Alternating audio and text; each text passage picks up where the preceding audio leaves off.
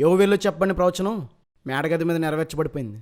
ప్రవచనం ఒక్కసారి నెరవేర్చబడుతుంది. యేసుక్రీస్తు కన్యక గర్భాన్ని పుడతాడని రాయబడింది. అది నెరవేర్చబడిపోయింది. మళ్ళీ జరగదు కదా. ఇది కూడా అంతే. ప్రవచనానికి వాగ్దానానికి ఉన్న తేడా ఎప్పుడైనా గమనించారా? ఏదైనా జరగడానికి ముందుగా చెప్పబడిందల్లా ప్రవచనమే. అందులో హెచ్చరికలుంటాయి, ఒక్కసారి సంభవించే విషయాలుంటాయి, అనేక మందిలో జరగబోయే వాగ్దానాలుంటాయి, కేవలం కొంతమందిలో మాత్రమే నెరవేరే వాగ్దానాలుంటాయి. ప్రవచనం అనగానే ఒక్కసారి మాత్రమే జరిగేదనుకోవడానికి వీల్లేదు.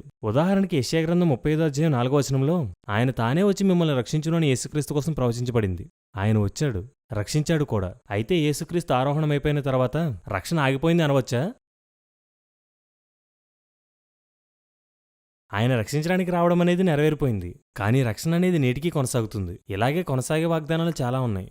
అపోస్తుల కార్యాలు 1వ అధ్యాయం 4వ వచనం, 2వ అధ్యాయం 33వ వచనంలో పరిశుద్ధాత్మ కుమ్మరింపు వాగ్దానంగా చెప్పబడింది. మీరన్నట్లు మేడగది మీదే నెరవేరింది అన్నట్లయితే ప్రవచనం పూర్తిగా నెరవేరలేదు అనాలి. అక్కడ దాసీలు కుమార్తెలు ఉన్నారా? దర్శనాలు ఎవరు చూశారు? కలలు ఎవరు కన్నారు? ప్రవచనాలు ఎవరు చెప్పారు? సమాధానం చెప్పగలరా? చెప్పండి బ్రదర్, మేడగది మీద ఈ ప్రవచనం అంతా నెరవేరిందని నిరూపించగలరా?